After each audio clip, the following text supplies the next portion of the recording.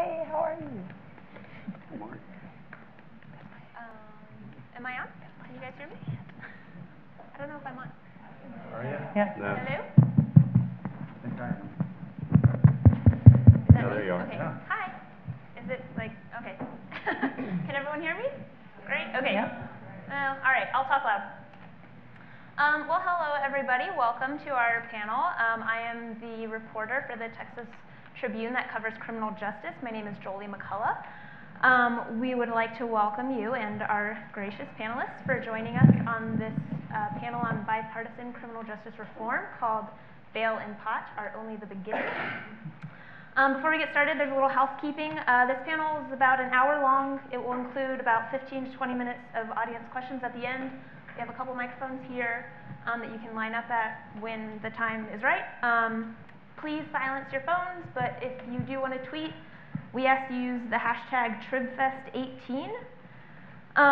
This is a sponsored panel. It's supported by the Charles Koch Institute, and immediately afterward, they will be hosting a brief meet and greet with the panelists just outside this room. I want to emphasize that though corporate sponsors and donors underwrite this event, they play no role in determining the panel's content, panelists, or the line of questioning. Great, so I'll go ahead and introduce our panelists first. We got a lot of you up here. Directly next to me is Chief Art Acevedo. He serves at the helm of the Houston Police Department. He has advocated for sentencing reform and community policing and has been a leader in a program that largely aims to decriminalize low-level possession of marijuana. Next to him is Alex Johnson. She is a woman who served more than 21 years of a mandatory life sentence on a first-time nonviolent federal drug trafficking charge. With help from Kim Kardashian West, she was pardoned by President Donald Trump this summer and released from prison. And obviously, she has great insight into the prison system and the challenges that come with leaving it. Next to her is Christina Melton Crane. She is the former chairwoman of the Texas Board of Criminal Justice, which oversees the state prison system. And she is now the president and CEO of Unlocking Doors, a Dallas-based nonprofit that helps people leaving prison reintegrate into the free world. And next to her is Mimi Marziani. She is the president of the Texas Civil Rights Project. At the organization, she works to solve problems in the criminal justice system through litigation and advocacy, including a recent lawsuit that targeted a system that jails those who cannot afford to pay criminal fines. Last but not least, we have Mr. Doug Deason over there at the end. He is a Republican political megadonor in Dallas and a criminal justice reform advocate. That's accurate. I like this in your bio. That's accurate, right? I mean, That's not what it said when you wrote it down. I got it. You got set up for that. You made me lose my spot. He advocates for criminal justice reform in Texas and in Washington. He is on the advisory council of the Koch Network Safe Streets and Second Chances Initiative, which aims to reduce recidivism and help those leaving prison successfully re-enter into society. So I kind of wanted to frame this panel working our way through the justice system, starting with how people get into the system in general and ending with re-entry and how they're leaving the system and what reform efforts there have been along the way. So let's start with policing and arrests. So Chief, obviously anyone is encouraged to jump in at any time. This is a conversation. But could you start by telling us briefly a little bit about what's been going on in Houston in terms of policing techniques and also in terms of marijuana? Okay, yeah, good afternoon, everybody. Thanks for being here on a Friday. And you like my new uniform, my Friday uniform. Back in Austin. But, you know, Houston is a city of 2.4 million people, 640 square miles, where we have something called the revenue cap that really hurts us. We're an artificially cash-starved city. And so when you have 20,000 plus documented gang members, 640 square miles, and 300 fewer police officers today than you had 20 years ago, but 500,000 more people, you have to focus on what matters most, and that's really lives, right? Violent crime. And so one of the first things we did when I got there, I reached out to Kim Og, and we reached out to each other, and we've now taken low-level 4 ounces or less. Some people would argue 4 ounces is a lot, but we've taken that, and we've actually got a diversion program. It's right there on the road.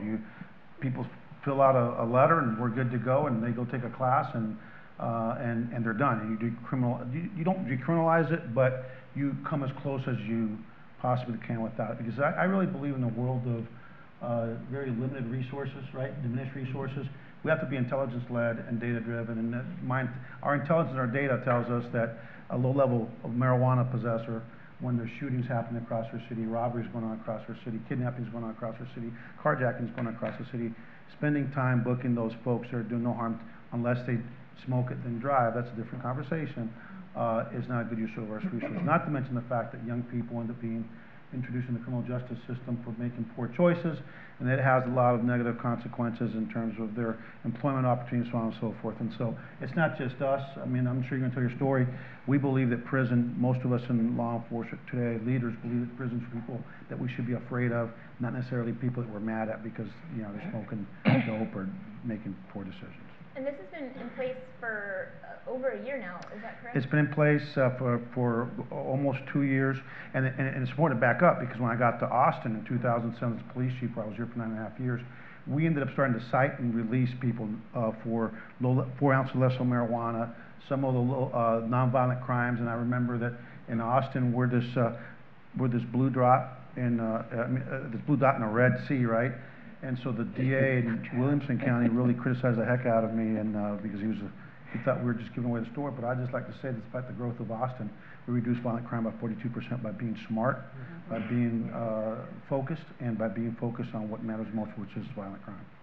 Okay, and from the rest of you on this panel, like, how has marijuana possession changed, the conversation on this changed over the years across the spectrum? I mean, there have been several legislatures in the state who have pushed for, you know, decriminalization bills, and then, you know, in this year's GOP party platform in Texas, they actually said that they, you know, supported decriminalization. What's changed on the different sides of the political spectrum in terms of how this is viewed? Well, I'm sitting on the left, but I can't really speak for the left. But I would say from the right, if you want me to go, is that I think, you know, what Republicans, or what we like to see is things that work and take them in steps, and that's what's happened in Texas starting in 2005. And, you know, it was a combination of Jerry Madden, the speaker, who's the speaker? John Whitmer. Yeah, what? John Whitmer. Yeah, no, the speaker. Craddick, yeah, Craddick. Craddick. Speaker Craddick. You know, it was a matter of, do they go spend, you know, all these billions of dollars on new cells, build 17,000 jails, or you know, figure out something else. And so that's what they started to do. And it was a combination of John Whitmer, Democrat, in the Senate, you know, the dean of the Senate at this point, and the head of the Judiciary Committee, working with Republicans. And they, you know, came up with a lot of great ideas, put them in place. And then Judge John Cruzo, who was a Republican at the time, now he's a Democrat running for DA in Dallas. Funny how things change. And he came and talked to Governor Perry about his diversion programs, that not that he came up with them, but they'd worked really well in other cities and they'd seen it, and so it worked in Dallas, right, generally. And so he came down and talked about taking that statewide. So they've had success. Houston's, you know, just as of late, we had a Republican DA there who frankly wasn't very pro criminal justice reform.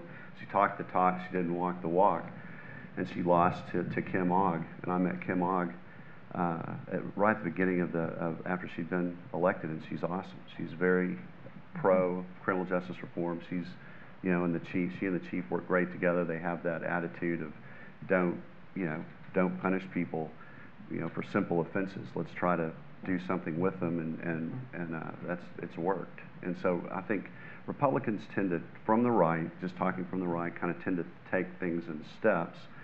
In Texas, and you know, I'm working with Justin Keener out there and Right on Crime here at Texas Public Policy Foundation at the federal level. You know, it's a whole different issue there because you have mandatory minimum sentences, which Alice can speak to later, and then stacking of very minor crimes. And they can take state crimes and federal crimes, stack them on top of each other, and you end up going to jail for 52 years for, you know, like Weldon Angelos did in Utah for 3 minor, you know, marijuana crimes. So it's just absurd, the things that are done at the federal level right now. But you can't even get anybody to talk about sentencing reform right now at the federal level. Well, I could say though, with a full straight face, that law enforcement has been pushing really hard for reform. I'm the first vice president of the Major City Chiefs Association that represent the 67 largest cities in the country, and we've been pushing. We've pushed in the last Congress, and continue to push because we understand that we want to put people behind bars that, again, that are hurting people. Not like this. Right. The thought of this person here being in prison for life or whatever you're going to tell, which I'm sure that do a drug offense. You can probably correct the behavior with a 5-year sentence as opposed to actually punishing people and destroying them for a choice, right? So we're going to continue to push with that. I think the new administration in Washington might have a different position on it. We're taking some steps backwards, but I want to make it real clear: law enforcement is still going to be for criminal justice reform and sentencing reform, especially at the federal level, because that's the first step to getting it done in the states. Julie, I'll just add that in Dallas, Unlocking Doors, we are partnering with the Dallas Police Department actually to work on doing some cite and release and also some other programs that deal with certain elements of the criminal justice population. So vice, some of the drug crimes, et cetera, so that we're taking these folks out of going directly into the criminal justice arena, so to speak, and putting them into services. So it's like a diversion program in some ways, but it's actually got the law enforcement at the forefront. And I think, you know, in this day and age of all the issues surrounding permeance with law enforcement and the public, you know, what the chief has spoken to, what we're doing in Dallas, what some of the other organizations are doing with police, I think it's really a great comment on, you know, how police really do want to serve. They really want to be out there, you know, doing the right thing, getting, you know, arresting the right people, not having to go time and time again, almost on a weekly basis, and picking up the same guy or gal on the same street corner for something. It dilutes our resources. It dilutes the time they have available to really protect and do the job they're there to do. And so it helps all of us by doing things like this. It really warms my heart to hear what the chief has just spoke about, what he's doing in his city, because so many do not have a focus on the things that he has a focus on, and that is making sure that low-level offenders are not treated, low-level nonviolent offenders are not treated as just someone that you can put a rubber stamp on. They're looking at them as individuals, and they're being smart on crime. I've looked at what Texas is doing as a model to what I'm hoping that the federal government will start looking at what Texas is doing as a model for the federal government. There are still people, you asked about marijuana, there are still people who are serving life sentences on the federal level for nonviolent marijuana charges. Who are in there in their 60s and 70s. They are. Right. I mean, they're not really a threat. Prison is for people that pose a threat, as far as I'm concerned. And so what are some other things that we can do for the people inside? Like, there are obviously, you know, there's obviously a racial disparity in our criminal justice system. There are other methods that get people into prison, something like what, Mimi, you're, you know, going to jail for not being able to pay traffic tickets. Right. What are some of these other situations that are happening that there is this broad consensus on that something can be done about? Yes. Well, and actually Doug and I were talking about this earlier. I think the debtor's prison kind of bundle of issues is one where there's also growing bipartisan broad consensus. And so when I talk about debtor's prison issues, this is the practice of putting people into jail or otherwise into really punitive punishment systems for failing to pay criminal fees and fines. The vast majority of this is traffic tickets. You know, for most of us in this room who are extraordinarily privileged, you get a speeding ticket, it's a pain in the butt, you pay it, you go on with your life. But if you're making $8 an hour and you can't afford to pay that ticket, all of a sudden you get, you're told to show up at court, you're scared, you don't go, you get another surcharge, they put a hold on your license, you get another surcharge, you get pulled over for a broken taillight, and all of a sudden you actually owe thousands of dollars in fees. And unless we have systems in place where the courts will inquire about your actual ability to pay, we have been putting people in jail for their failure to pay this sort of fine. And our client, one of our clients in the El Paso litigation that we just settled successfully and helped to reform the practices in that city. She is a young mother of 2. She was incarcerated for 10 days for failing to pay parking tickets while she was pregnant. And it's a very good story for me to tell right now. She's guilty. You know, I think that is morally reprehensible. I think that's against Texas values. It disrupted her entire life. She lost her job. I mean, thank God, some people in those positions lose their kids, they lose everything. And on top of all that, it's fiscally insane. El Paso, before they put the reforms into place as a result of our lawsuit, they were spending hundreds of thousands of dollars a year to put people behind bars for these sorts of low-level offenses. And so I'm really proud that because of the work of a lot of people here and allies across the state, there's been legislative progress on the debtor's prison issue last session that actually requires enhanced notice, limits circumstances while people can be arrested, and I actually think is a huge victory of not just the left and the right coming together, but litigation, research, advocacy, brave elected officials, everybody kind of coming together and saying, let's find a common sense solution to this. We still had, last year we had the bail bondsman who fought that bill, the debtor's prison bill, and so they were able to pull out the bonding. So if you're supposed to post bond and you're poor, then you have to, or you're indigent, then you still have to pay that fine, and that's how it is today. Right. Judges have the option, right? Is that how it is today? I think they have the option, but they of giving them an option, something else, some other way to do it, pay it out over time, community service, that kind of thing, but not on bonds. You can do that on fees, on I think even restitution, fees and fines and restitution, but you can't do it on bonds because the bondsmen are so powerful in this state, and they pulled that out of that bill. Is that right, Mark? They pulled, more or less. I was like, that was more or less. I kind of got it mixed up. But the point is that this year it's great because the governor's new chief of staff is Luis Saenz. He's 100% pro CJR. We've already had a meeting with the governor about this, and John Whitmire. Senator Whitmire is, big sponsor of the debtor's prison bill, and we're going to get it this time. We're going to get it so that it's a risk-based tools are used to determine if someone is a risk.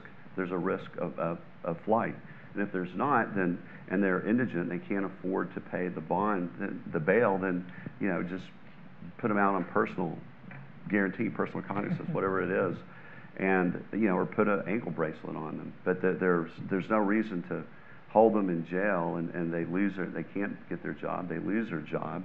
And a lot of times prosecutors end up not prosecuting, so they're in jail for 90 days because they can't make bail, so they're 90 days, and then they get let out because they didn't get charged. Well, guess what? They lost their job, and it's a father who's divorced, and now he can't make child support. Well, now he did break the law because he didn't pay his child support. That's how absurd it is. Yeah, and he's statistically more likely to commit a crime in the future. Yeah, because now he owes money. Yeah. Absolutely. It's funny you bring up John Whitmire because he's actually my senator. Actually voted for him. So I don't talk about votes too often, but I will for him. So he was on a ride-along with me my first New Year's Eve in Houston, and we stopped an African American male. I was only been there for like a month, so I actually had an officer driving, and it's a white African American male with his work uniform still on. It's a Friday, I think it was Friday. I don't remember. It was New Year's Eve, and as he gets out of the car, he drops a rock. Right? And the officer spotted. We spotted it right away. What is that rock? It's possession of what? Controlled substance, which is a what? A felony. So we cannot not book somebody for a felony because the law doesn't allow us to use any discretion for that. So we get the guy, and Whitmire's there, right? So we get the guy. My guy arrests him. I go in the car, I see his little boy's picture, and I'm thinking, what are we accomplishing by taking this man, impounding his car, taking him to jail? Who have we made safer? In fact, what we're going to do is put that kid's dad in jail. He might not even be able to make bail, and next thing you know, he loses a job.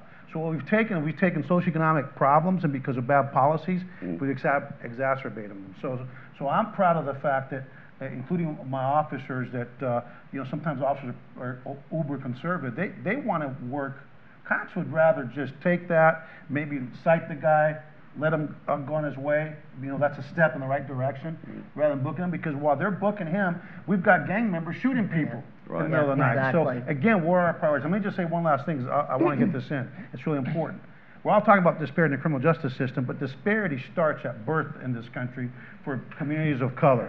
The disparity starts in the pre-K education, where they're not getting quality pre-K education. When they're starting school, they're already behind. They fall further behind. Then in the summer, while the haves are in nice enrichment programs, the have-nots are just running around all day long because they don't have anything.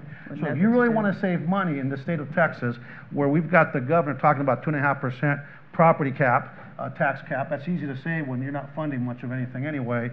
We have got to fund, we've got to fund education. And I feel very strongly about this because the failure to fund education, pre-K education, and the failure to get these kids on the right track, keep them on the right track, and get them through school is what leads to the criminality in the first place and the disparities in the first place. So let's not talk about what we can do to get them out of jail. Let's talk about what we can do to keep people in jail, and it starts at birth with education. Man. Jolie, if I can, I'd like to add to what these fine folks have said. We actually have a client who, due to the bail bond system, has actually had a worse situation arise than what occurred originally. She has 2 small crimes, but she was arrested on a false allegation and was placed in the Dallas County Jail. She was unable to pay her bail, and during the time she sat in jail, which was 6 months, she lost her children, she lost her home, she lost her job. When she got out, it was clear she got out because it became apparent that it was a false accusation. She now has gone undercover and does not want us or anybody else to reveal who she is because she's afraid of retaliation from a lot of different folks. And she's trying to fight to get her kids back, has not been successful in that. But it just goes to show I would like to think, unintended consequences that come from actions that take place and things we don't think through in the system that occur. There's a gentleman that actually goes to SMU undergrad, and he has started a nonprofit organization to collect money for bail for individuals. He profits up $500 per person to try to get folks out of prison, out of jail when they're sitting there and can't pay. And he's working in conjunction with the Dallas Public Defender's Office, who on average sees 30,000 people a year. And these are the indigent folks that come through the system that don't have any means to pay. And so at some point, community can come in and take over where government leaves off. And I think that's what you see happening more and more. And I think it's a really positive reaction to some of the things that you're seeing. I want to take that and switch now a little bit more to what's happening once people are already in the system, once you're in prison, and I think this is a great segue into you, Alice. I'd love for you to just share. So there are several bills in Congress right now aimed to reform the system in some way that are seemingly stalled at the moment, but what do you think, from your personal experience, what do you think needs to be changed or needs to happen to help people who are in the system, who have already been in the system? What services do you wish you would have had? What needs to change there? Upon release from prison? No, in prison. In prison. There needs to be more educational opportunities. When they stop allowing funding for education, for college education, you set many people up to fail upon returning to their communities. There needs to be more vocational programs that are readily made available. As myself, who was serving a life sentence, a lot of those programs were not available to me because they were only available for the ones who had shorter release dates. And so coming out of prison, had I not did things for myself to prepare for prison, because at no point did I ever think that I would never, ever come home. I had some bad days where hope may have been weak, but there was never a day that I did not have hope that one day I would return home to my family, and I wanted to be prepared for that. So in prison, I prepared myself. I took electrical classes. I took clerical classes. I took many other self-help classes. I became a personal trainer, hospice care certified. I completed pastoral counseling while I was there. And for myself, I had those entire time I was in prison. I left prison with a 100% clear disciplinary record. So for me, with nothing to look forward to, having a life sentence, in the federal system, life means life. There is no parole in the federal system.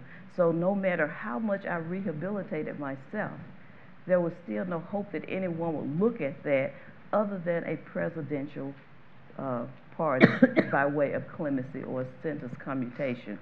And upon my release from prison, and I'm going to speak for other returning citizens, because I am a citizen of this country, returning citizens, there needs to be something in place, especially one big obstacle that I ran into was health care. Returning back to the community, it was very difficult for me to get, I had an emergency that took place my second week out, and I've got a fat hospital bill that I've got to figure out how to pay this bill because I didn't have insurance. So there needs to be something other than just releasing people out and expecting them to know how to maneuver their way through. And for me, I was coming out and it was a totally different world. There was no internet when I went to prison. Can you imagine not having Yeah. Can you imagine not having your internet services? No Facebook, nothing was out there. So I was not prepared for that. It was a frightening experience for me, but I embraced it. And I'm still embracing it. I still have problems with my phone. And Just find any 10-year-old. Join the world. Yeah, Join the Westwood. And But it's a 10-year-old, they'll fix it. But one thing that I can say, there is a bill that is pending now, and that is the First Step Act. Yes. That is a bill that Jared Kushner has been pushing for, and it has gained bipartisan support. I know it is not a fix-all for everything. We must also have, with the first step, there also needs to be sentencing reform too, that goes along with that. But the First Step Act has a lot of rehabilitative elements to it. It also allows, and as a woman, I saw so many mothers who were not close to their children. And so it allows you to be within 500 miles so that you are able to see your families. And so it's a big thing. I'm one of the blessed ones. I didn't have a family that I had to reintegrate back into, that I had a big disconnect, because my family faithfully visited me and we were never disconnected. I have a very large and loving family. And so we never had that disconnect that many have. And only having 300 minutes a month, that's 20 calls a month that we were able to make to our children, our families.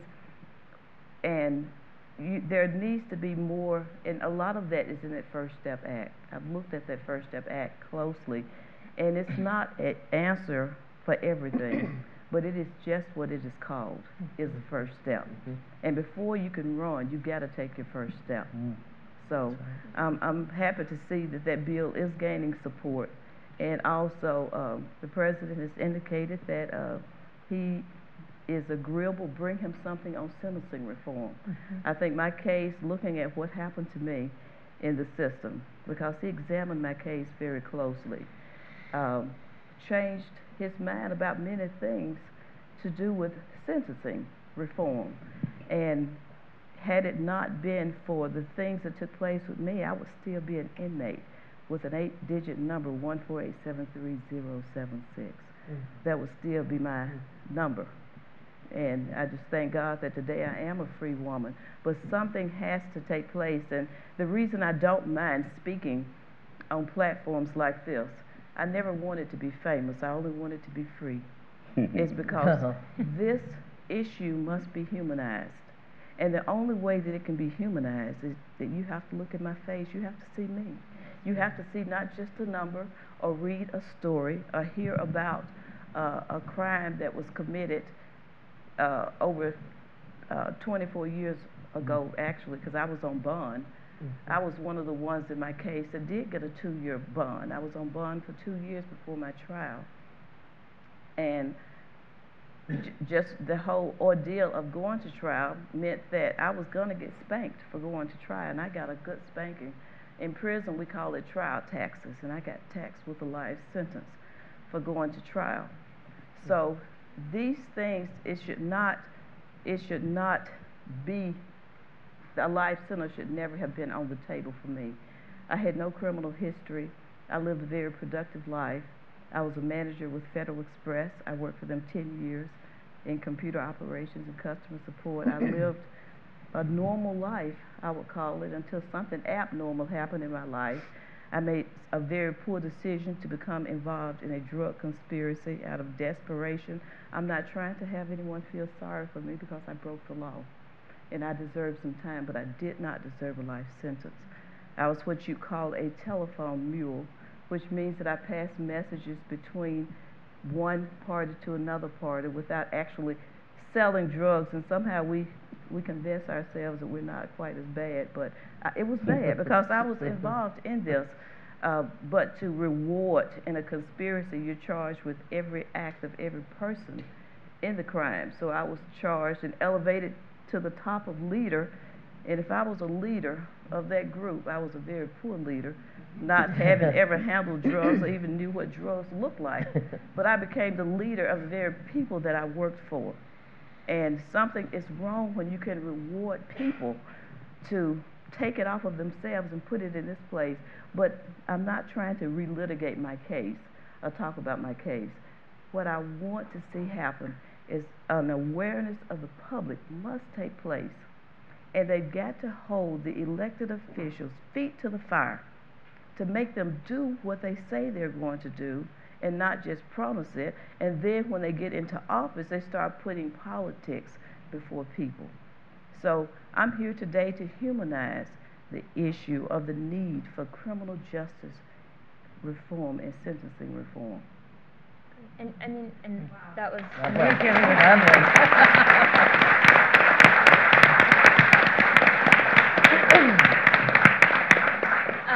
To segue out of that.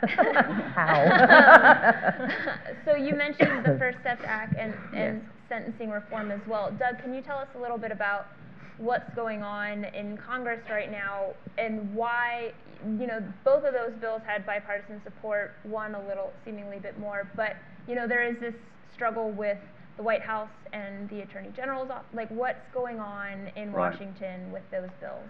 Well, it's not, and the reason she asked me is I'm actually an advisor to the White House to Jared Kushner on the White House Office of American Innovation on criminal justice reform. And, you know, I'm a Republican, but the most aggravating people in Congress are the far right because they won't bend, they won't budge.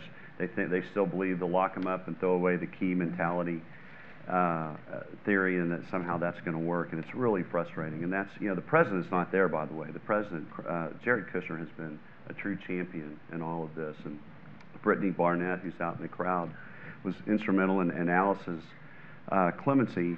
You know, she and Van Jones worked together to bring in Kim Kardashian, and it's really funny to be in the White House and sit and watch Donald Trump and Van Jones together, because and they spar, you know, a little bit, and they throw sarcastic, don't they? They throw sarcastic remarks back and forth, but there's a true admiration for that part of it. I mean, obviously, if you watched Van Jones on election night, he wasn't too admiring the new president-elect too much, but but they really have a good respect for each other.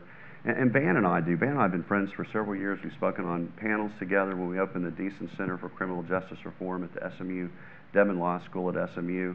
The kickoff event, he came down, we called it Unlikely Allies.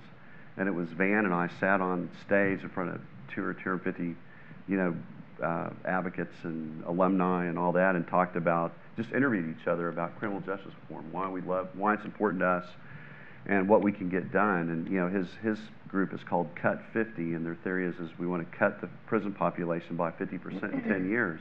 I was like, why don't we call it Cut 75? Cut it 75%, but 50 is pretty aggressive, I would imagine. The president is thanks to Jared, he's really opened his mind. It's the first question I asked Donald Trump, the candidate, when I met him. First question was, where do you stand on criminal justice reform? And he had a real, he had some really good answers. He was simply, he didn't say, we ought to lock him up if we're scared of him, and try to help him if we're, what's the phrase, if we're, don't lock him up. Throw away the key? Yeah, well, No, the mad at. yeah, if we're mad at him. Yeah, if we're just Yeah. mad at him, don't lock him up. But anyhow, just work with him. And he has that attitude, and it's been really nice to see. Right now, the Second Chance Act is on hold until after the midterms, which is really disappointing. I don't think that Attorney General Jeff Sessions has a lot of stroke with the president at this point. So I don't sit around, I don't What think makes you say that? Just- Oh, I don't know. We don't, and I tweet out every other day that he should fire him, but it hasn't helped. He's and he will be gone after the midterms, obviously. I think that the president is very, very pro criminal justice reform, and he cares about people, and he sees the opportunity here. And Congressman Doug Collins, who sponsored the Second Chance Act in the House, got it passed. It's a great bill. Unfortunately, it's all prison reentry reform, which is great and is very important to start preparing people when they go into prison, to prepare them for a life after they exit. And so that's all great, but sentencing reform is important as well. Then you have the guys on the far right, the Tom Cottons, the different senators from Louisiana and other places. It's mainly in the Senate, but also in the House, who are opposed to any kind of sentencing reform. And some of them are willing to add. It'll be interesting to see what happens. I think we'll get a little bit of, and we have weekly phone calls with the White House. Normally we haven't the last few weeks, because it's just been put off and put on hold until after the midterms. But I think we'll pick it up and we'll get it passed before year end. So something's going to come out. The First Step Act is going to pass. I wanted to make a note about conditions of confinement, because I thought that was a really good point. I do think in Texas we've seen, as we talked about, a lot of progress in decriminalizing things that should not be crimes, like being poor. One place where we haven't had nearly as much progress is how we are treating people when they're incarcerated and getting them ready, to your point, to re-enter society in a successful way. Just two examples that we've been looking at the Texas Civil Rights Project. One is there are massive educational disparities in the opportunities offered to men versus women in Texas prisons. There's obviously no reason that I can even dream of why that should be the case. But the result is that you have an entire class of people, in this case women, who are not as able to prepare themselves for what's coming next. And then another kind of side of this that we've also litigated recently is just the really horrific conditions, things like lack of air conditioning, things like indefinite solitary confinement, that in Texas, for instance, we actually release people from solitary back into the community.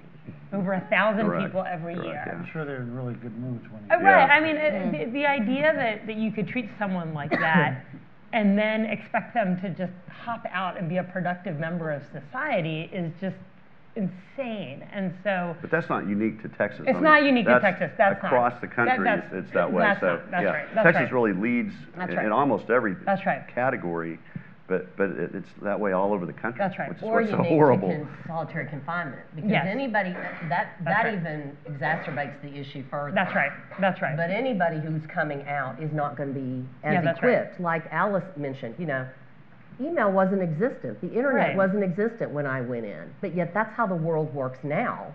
So you've got a whole lot of catching up to do. And like he said, maybe get a 10, maybe those 7-month-olds? No, they're- Your twin grandchildren. Oh, not mine. But the bottom line is, anybody who comes out, we expect That's right. them, like you said, to just jump right back And into be successful. society as if Yeah. it was yesterday. And society changes for us on a daily, average, Can I not ask- to Can I mention. ask a question? Isn't it true that all prisoners have to go to Huntsville before they get paroled, and they're processed there and they're paroled out of Huntsville? There are 5 different units where people are processed out from throughout the state. So what are they, which ones? There's several in Huntsville, there's one out in West Texas, there's one, I believe, in South Texas. Yeah. So they go through one of those 5 So how are we transition getting in facilities. Harris County more parolees than we put into the system? How's that happen? I think Because I it's- think that part of the problem, you set people up for failure. People to be successful need to be around family. I Yep. think that's key, and good friends. It's kind of like the people Right. that, because there's a big part of, other problem we're having is mental health and drug addiction and not enough treatment. And, Yeah. you know, what came first, the mental health challenge or the drug addiction? Is that people that get put into, on a hold, brought into Austin or brought into Houston from a community 50 miles away, and then you can't really hold them. At the end of 48 hours, guess where they get released? Right there. Right. You know where they end Right. up? Right. And this is where I get really angry at the left, right, to be honest with you, because people, sometimes we're trying to help some of these folks, right? And it's almost, you'd rather see them living in squalor under bridges and you know, amongst their own feasts and everything else, instead of creating safe spaces with services, even if it's an outdoor space, right? And you know what I'm talking about. No, I do. I mean, speaking of And- the left, And so, yeah. really, because I'm sorry, these are human beings, No. and sometimes we have to help people and maybe help them and encourage them to do something they may not want to do. And that's a big problem that leads to a lot of the stuff we're talking and I about. just, So I know I derailed it a little bit, I'm sorry. No, I mean, I was gonna get into, let me just, it might be in the same vein. So just, this is my last question and we'll open it up because this has been great. The less I talk, the better. But, what are some things that can help with reentry? Obviously, people are being released from the system that we have now. You know, Alice, you mentioned healthcare was one of your biggest challenges. So what are things that are being done that can be done now to help people I who are can leaving speak the to what system? we're doing at our organization. So the whole reason we founded Unlocking Doors was to holistically look at the person coming out of prison or already in the community on supervision, to make sure that we're looking at all the needs they have. And we focus on 4 things that we know if they don't get these things, these are barriers to them going back. That's housing, employment, medical, mental health, and transportation. And so we make sure from the time the person comes in that we're looking at all those things and what their situation looks like. Somebody may come in and they have a support system like Alice had. They have a family who's there who says, you can come back and live with me. You've got a car here that you can use. But they may have a chronic medical issue or a mental health issue. We have to address that before we can even start looking at getting them into a job interview situation. All 4 of those have to work together. So what we've done is we've actually partnered with TDCJ, and we're doing pre-release brokerage with these individuals before they come out. So if they opt into our program, we actually have brokers who go into the prisons weekly, meet with these individuals to get them set up 180 days before they come out, so that we already know what their needs are, what the specifics are. We know when they're going to come see us, just like if they're going to an appointment with their parole or probation officer, they're coming to see us as well, and they can hit the road running. And that's the more we can do that before they come out and get it ready to roll, the better off, I think. And that's fine, but I just want, oh, you already lined up. I'm gonna let Mimi talk, but if people have questions, we have about 15 minutes left, so if you have questions, please line up with the mics. If one of you guys have questions, just like throw something at me and I'll call it. Sorry, I get really jazzed about the possibility of go new ahead. I just lawsuits, wanted so to- I got like, I don't know if this is what Art is talking about, but the city of Houston this year passed a law threatening to regulate out of existence, usually they're called halfway homes, but houses for parolees. It basically says it's illegal for, I think, 2 or more parolees to live together within 1,000-mile radiuses of all of these various things, schools, et cetera, et cetera. 1,000 feet, maybe. 1,000 feet. I Sorry, almost said 1,000 feet. 1,000 miles. Sorry. Houston's big, but it's not that big. Numbers are not Yeah, my okay. thing. Numbers are not my thing. But to Art's point, you know, that was passed by the city of Houston, which is, you know, progressive in other ways. But as far as I can tell, this is kind of a knee-jerk, not in my backyard reaction. But the what that means for people is they have literally nowhere to go, or they're going to get pushed so far out of city limits that how are they going to get a job? There's no public services, transportation. There's going to be, we're just setting people up to fail. So Well, I think that one of the keys, though, for all of this is really the jobs. right. I mean, people are going to eat. I don't care. That's just the way God made us. We are going to do whatever it takes to survive. Yeah. That's right. And thanks have to in have a part job. to the insanely dysfunctional and refusal to deal with immigration reform in this country, we have a labor shortage where I think it's a perfect time to actually bring in all the trades that have those labor shortages. Yeah. They need to start identifying these Right. people in the prisons, Right. and when they leave, they have their jobs, they can set up housing with them, and I think that, back to your point, if it was an employer that sets up the housing and because part of the problem is that there's some really irresponsible renters that are renting these halfway houses that have no interest in anything that goes on there. Sure. It impacts the neighborhood and hurts everybody. So we have to regulate these things to make sure that these folks have, but I think it starts with jobs and responsible renters, you know, landlords. And this is a perfect time in our country to really help people come Yes. out of prison with jobs. There's no excuse right now when you realize we're 100% employment basically Yeah. to not give these Right. prisoners jobs. So right. I think we need to start the vocational training in the prisons and have the trades and the industries that need the people provide it so they can get jobs, right? Right. And so who needs the employer, who needs the employees? Those are the industries that should be given the first door into the prison to help Yep. out. Yep. Great. Okay, so I'm going to get to some questions. Oh, yeah. Yeah, I know. she got up there. Get to some questions. Since there are a decent amount of you and we have just under 15 minutes, I'm going to ask short, make sure there is a question mark at the end of your question. I did first want to say thank you, Miss Alice, for coming and sharing. You're such an inspiration, and it was very moving. Thank you. And I will be very short. My question is actually for the chief. Oh, great. I'm going to stage it just a bit for you. In Texas, we arrest 60 to 70,000 people every year for marijuana possession, minor marijuana possession. And courageous people are doing things like you and creating diversionary programs, but it creates a patchwork of policy across the state that many people don't understand that they could be infringing upon as they move freely. So the Capitol has been doing some diligence to try to get a civil penalties bill passed. And you were in support of it, and we appreciate that. But how can we take the only people who testified against the civil penalties bill was the Texas Sheriff's Association? How can we get... They're politicians, what can I say? What can we do as advocates and as grassroots organizers to reach out to them and to help them understand what so many of you clearly understand? Okay, I'm going to tell you, the only thing that elected officials care about is who's voting and how they're voting. You want to change policy in this state, in this country, start voting and make your voices heard. You gotta start voting.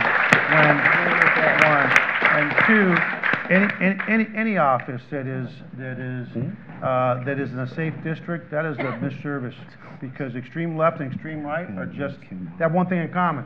They're both extreme. And so I think the only way that we're going to deal with that is to have people vote and start going out and finding candidates that represent the values and the priorities of the people in the community. It shouldn't be about what they believe as individual elected officials. They're there to really, they're supposed to be working for the people that put them in the first place. So I think the big piece is voting, and secondly, coming out to the police chief associations, the Texas Municipal Police Officer Association. If you can get labor involved, it's kind of like the bathroom bill, you know, that we had to deal with bathrooms. We get all those crimes happening in bathrooms. Not really. When you got labor, and police management, right? I got labor over here. When we agree on something, that's called a hint, a clue in our business. And so if we can get labor involved, and I think that when it comes to, because they know that violent crime's starting to creep up a little bit around the country, and we'd rather deal with that than victimless crimes. And you know, when somebody's smoking a little dope, as long as they're not driving, listen to what I'm saying. Don't smoke dope and drive, because it does impact your ability to safely drive. We really need to have reform. I think it starts with us and with labor, and we'll work with the sheriffs, but work with Texas Police Chiefs Association, Texas Major City Chiefs, and then the Major City Chiefs at the national level. Yeah. So I have, very short. I have kind of a two-part question. And the first one is, how many of you actually believe that our system is an innocent until proven guilty system? When this woman, for example, went 6 months to jail for a false allegation. I've been to jail for a false allegation. That's the first part. And the second part is, how can we make reform more real when I've seen people coming out of jail with not even a backpack, but an onion sack for their belongings? And thank you. Who wants to take it? I don't know. Is it too complicated?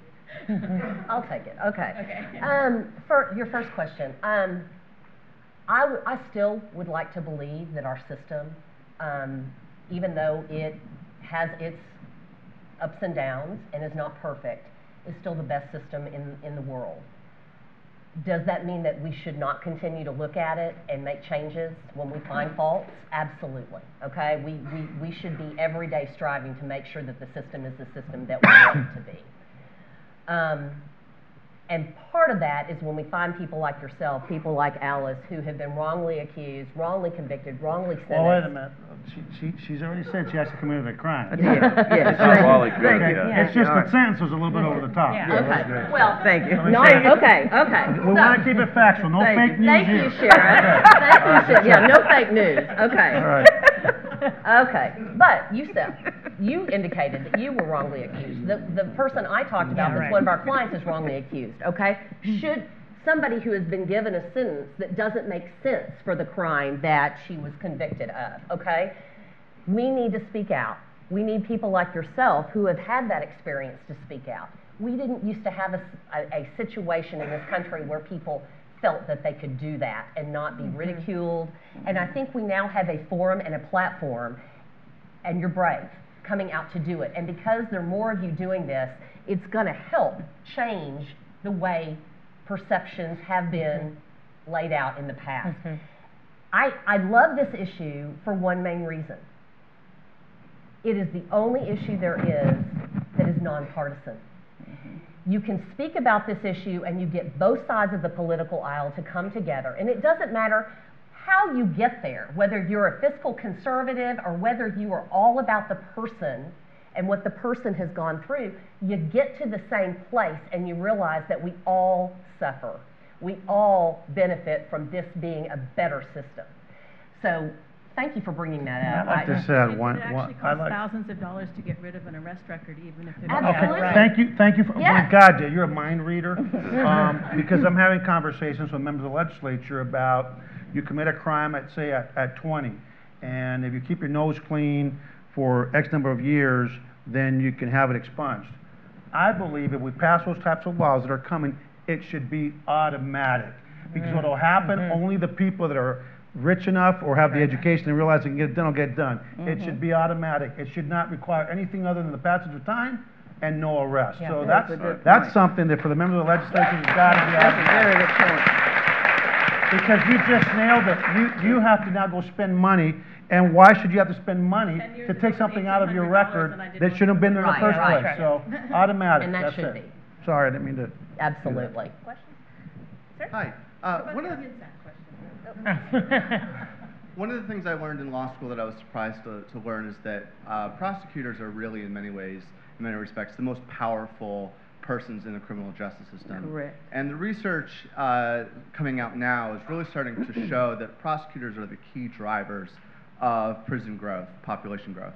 And they define, oftentimes prosecutors, for political reasons, define success by how many guilty pleas and guilty verdicts they can get. And one of the consequences of that is that they have heavily abused the plea bargaining system, so they stack the deck in order to elicit a guilty plea.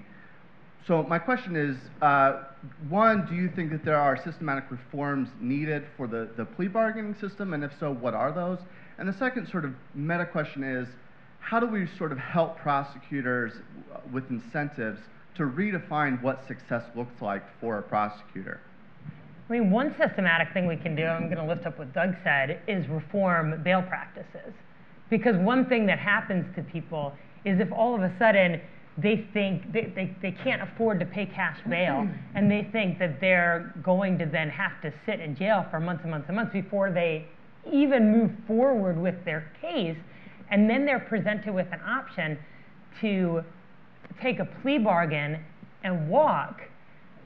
I mean, that's a very rational choice, and a lot of people make it because the collateral consequences of being incarcerated are all the things that we've talked about, the job loss, the disconnect from family, et cetera, et cetera. So I think one thing that we are right on the precipice of in Texas is reforming the cash bail system, which would at least alleviate some of that pressure. Plus, we need to reform our civil asset forfeiture laws because they're incentivized to take people, put them in jail, take their assets, hold them, and and then they sell them, take the money, then they maybe don't even press charges, but they've helped pay for their team, right? And of course, so that's huge. That's something we're going to try to tackle. We are going to tackle, right, this year, this coming session. Another one is, prosecutors that they're always looking to, prosecutors and DAs a lot of times looking to move up the political ladder. And so I don't know how you do that. I mean, I've always thought maybe that if we didn't allow attorneys to run for office, period. But I don't know if that would work or not. Good luck with that. Yeah, I know. But I bet if we had a vote, if we took that to it'd win. I don't know how to fix that, but there's got to be some way to do that and just to hold them accountable, for what they do. So as we decriminalize certain crimes, what is the deterrent then? Obviously, if jail's not actually like deterring people from doing it, then we should find something else. And I looked at your example about the traffic tickets and stuff. Well, are you advocating for abolishment of the speed limit? Yeah. Because if I'm going to get a ticket and then I know that then I'm also not going to get in trouble for not Yeah, paying yeah. my ticket, well then at some point the threat of that has to be out there, and if that threat out there is real, then I would maybe acknowledge it. I'm not saying that our incarceration program is like actually deterring people, but some of this sounds like, well, then we just make things not crimes. Yeah. And so it's kind of like, well, then how many things are we just going to kind of like push off the table as well? This is too much of a hassle, so we just. Yeah. Well, I mean, let me can I handle that real quick? I mean, look, again, I'm all about saving lives, and let's face it, traffic fatalities, death is death, whether it's an idiot driving like a maniac or at the end of a gun, you're still dead. So we need to be smart about it. You can hold people accountable without destroying their lives. So let's say that I have a job, but I don't make enough. I have to decide what I'm going to pay for my ticket or my rent, right? Well, maybe we tell you, here's an option that you can go spend a weekend doing something else, or what's your work schedule, and then you can spend the night in jail when you're not working. There's a way to do things where people still pay their debt to society without having an impact that goes well beyond, because that's what happens. Again, people are going to eat. That's the way God made us. So that you lose your job because we put you in jail for 10 days, right? And then you can't get a job because you've been in jail for 10 days. Yeah, right. It's just.